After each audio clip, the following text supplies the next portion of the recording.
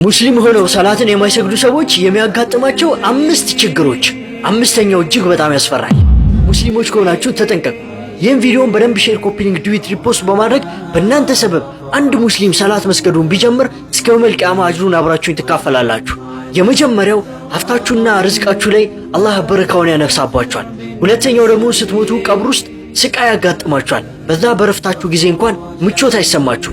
ሶስተኛው ደግሞ ልትሞቱ ስትሉ በረሃብና በጥማት ነው የምትሞቱት፣ አጠገባችሁ ጋራ ውሃም ምግብም ቢኖር እንኳን።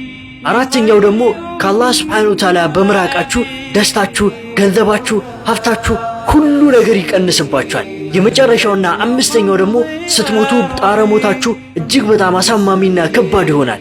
ለዚህ ነገር ምን ያክል ዋጋ ትከፍላላችሁ? ሰላት በእስልምና ውስጥ መሰረት ከሚባሉና የውመል ቂያማ ጊዜ መጀመሪያ የምንጠየቀው ነው። እናም ሁላችሁም ሰላታችሁ ላይ እንዳትዘናጉ፣ ይህን ቪዲዮም ራሳችሁ ጋር እንዳታስቀሩ፣ ሁሉም ሰዎች ጋር አድርሱ።